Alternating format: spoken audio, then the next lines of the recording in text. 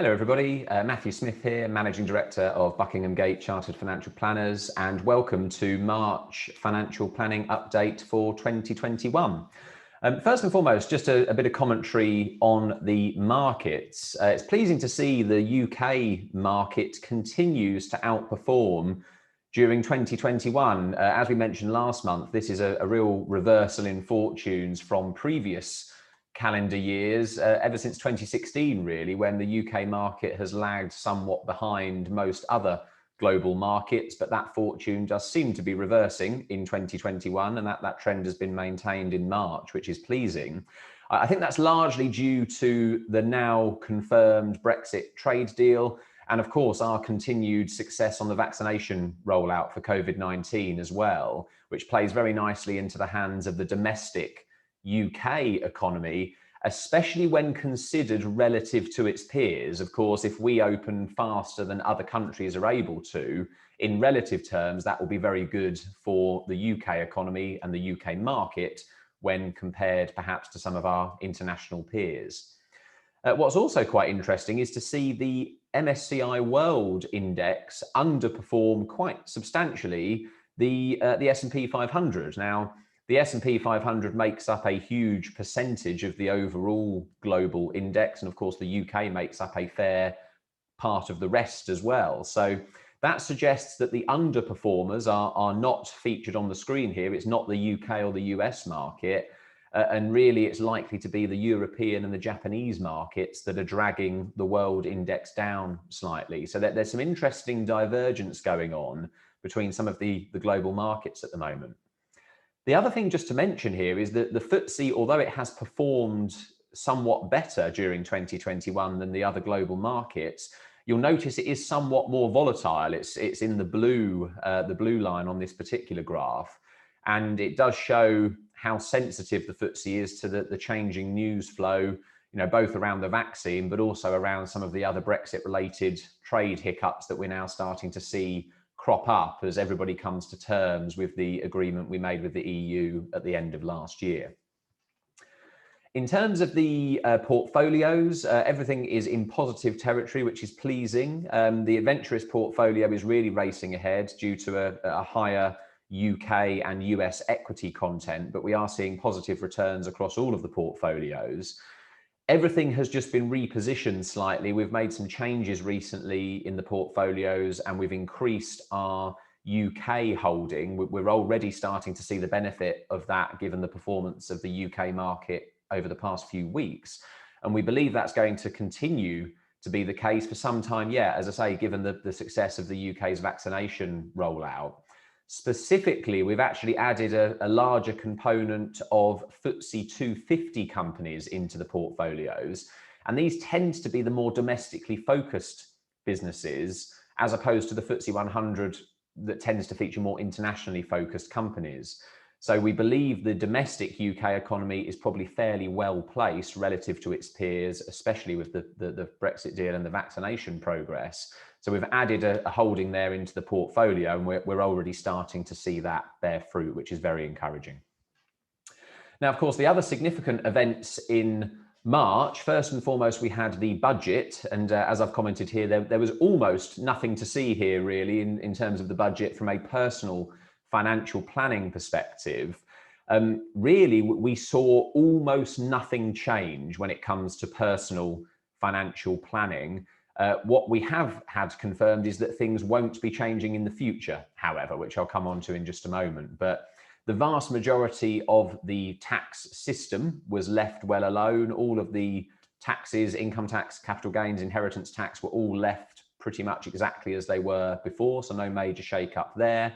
We're seeing some very, very subtle increases to the personal allowance and the higher rate threshold, which are then being frozen from next year, but they're very, very modest changes.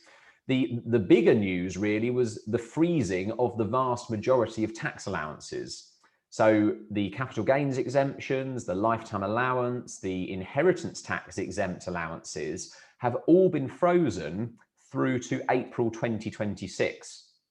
Now, we do take that with a little bit of a pinch of salt. Of course, there's a general election between now and then. And of course, if we had a new government, I think everything goes back into the melting pot and we could see changes that we're not expecting. But certainly for the next 2 or 3 years, that does give us some element of certainty. It gives us a fairly long-term planning horizon to work with. And it also just gives us a bit of an insight into the government's thinking. Despite huge volumes of media speculation, it would certainly appear that the government is anticipating the core regimes around inheritance tax, around capital gains tax, and indeed pensions tax planning to still be here in at least 2 or 3, 4 years' time. So I don't anticipate we're going to see any major changes in the foreseeable future. Now, the budget was relatively quiet, and unusually, the government followed up the budget with a separate consultation day. Normally, financial consultations are published on budget day, but for reasons unknown, the government's decided to separate them this year. So we had Tuesday this week, the 23rd of March, was dubbed Tax Day by journalists. I'm not quite sure why, though, because Tax Day really gave us nothing at all to see here. Again, despite media speculation that we were going to see consultations on reducing pensions tax reliefs, on increasing capital gains tax rates, on shaking up the inheritance tax system, absolutely none of that materialized. In fact, there was very little whatsoever concerning the actual rates of tax that people pay, or indeed the types of tax that people pay. The only announcements of any real significance from a personal financial planning perspective were a simplification of paperwork for non-inheritance tax paying estates. They're removing the requirement in many cases to submit detailed figures to HMRC, which is eminently sensible considering there's no tax due in any case. So we think that's a very good idea.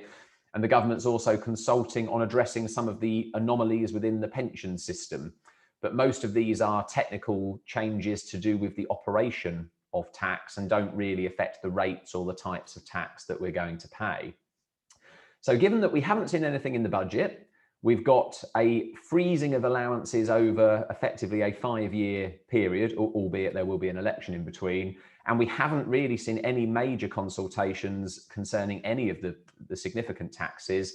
We have to assume for the time being that everything that we know and love, or not as the case may be, around the current tax system is going to be sticking around for some time yet.